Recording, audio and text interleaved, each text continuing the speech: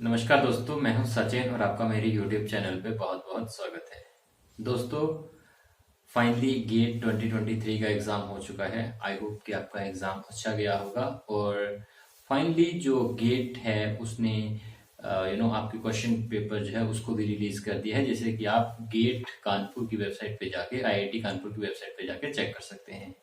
I know कि काफ़ी लंबे समय के बाद ये वीडियो बना रहा हूँ मैं, और रिसेंटली मैं उतना एक्टिव भी नहीं हूँ because you know that I have been busy during my job. I have started working in a university, and then I got admission in PhD in an NIT. So that's why I was a bit busy during the past few days, okay, or past few months you can say. तो कुछ महीनों से मैं काफी ज्यादा busy रहा हूँ, जिस तरीके से रेगुलर वीडियोस नहीं आ रही थी, और इसीलिए गेट पेपर की जो एनालिसिस थी वो भी टाइम से नहीं आ पाई।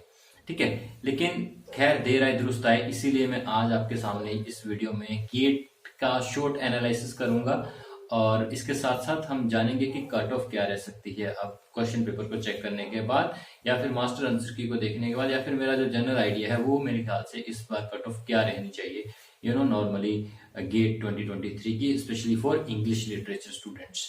तो चलिए दोस्तों, समय ना वेस्ट करते हुए सीधा वीडियो की शुरुआत करते हैं।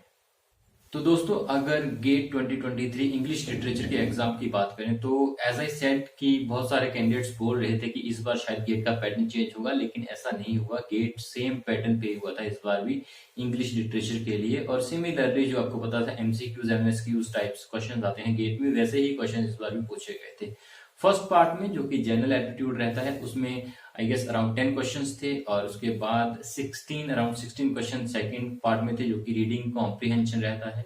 And then third part of जो कि आपका सब्जेक्ट रिलेटेड होता है इंग्लिश लिटरेचर, उसमें से अराउंड 39 क्वेश्चन आई गेस आए थे। ठीक है, और अगर फर्स्ट पार्ट की बात करें तो पार्ट फर्स्ट मेरे ख्याल से थोड़ा टफ था। वो ऑब्वियसली इंग्लिश वालों को थोड़ा टफ लगता ही है, मुझे भी काफी टफ लगा है first part.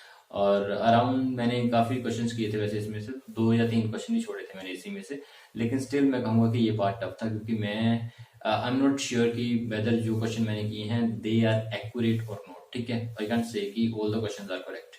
And if I come to the second part that is reading comprehension, तो उसमें ऐसा था कि इस बार काफी ट्रिकी क्वेश्चन पूछे गए थे। लास्ट टाइम काफी इजी रहा था ये पार्ट, लेकिन इस बार बहुत ज्यादा ट्रिकी क्वेश्चन पूछे गए थे उसमें से, मतलब बहुत ज्यादा आपको सोचने समझने के बाद ही you could answer those questions. ठीक है, लेकिन वो भी you were not that much sure कि वो एक्यूरेट होंगे, राइट होंगे या नहीं होंगे। That's what I felt. Okay, I don't know about you, but that's what I felt कि थोड़ा ट्रिकी था, और वी वर नॉट श्योर कि क्वेश्चन ये ठीक रहेंगे या नहीं रहेंगे। ठीक है, whether they are the exact answer और नॉट। ठीक है, स्टिल मैंने वो लगभग सारे कर ही दिए हैं, 1-2 ही छोड़े हैं मैंने उसी में से। ठीक है, now come to the final part that is English literature.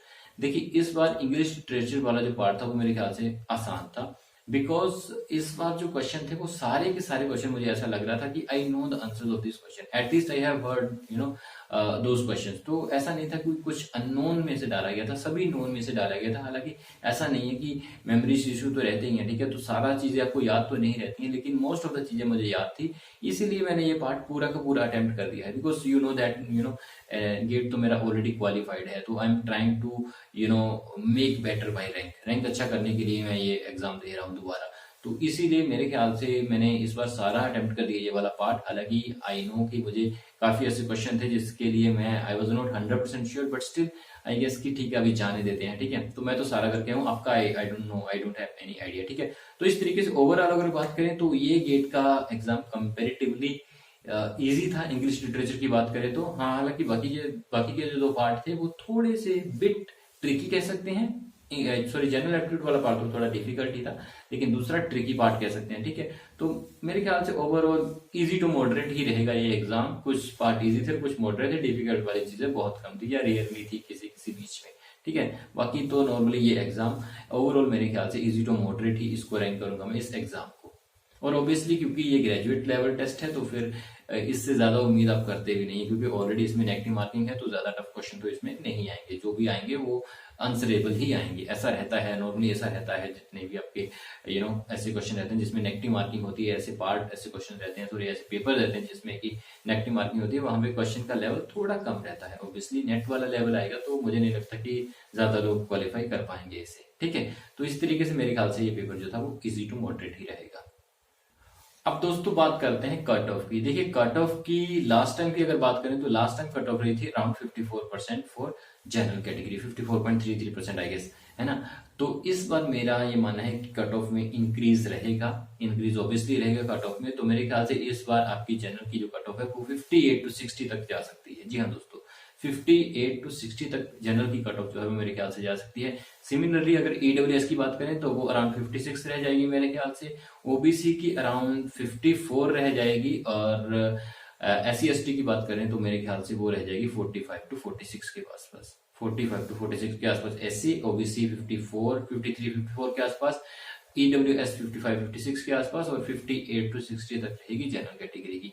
तो यही कट ऑफ जो मेरे ख्याल से जायजा लेने के बाद, जो कि समझने के बाद, नॉर्मली फिर मास्टर आंसर की गो थ्रू होने के बाद मुझे लगता है कि ये ही कट ऑफ रहेगी इस बार गेट की। आपको क्या लगता है कमेंट सेक्शन में बता सकते हैं। If you agree with me you can type yes in the comment section, if you don't agree with me you can type no in the comment section. Otherwise you can also give your also opinion कि whatever you feel about the exam or whatever you feel about the cut-off criteria, whatever is there, whatever you have your opinion after watching this video, you can put your opinions into the comment section.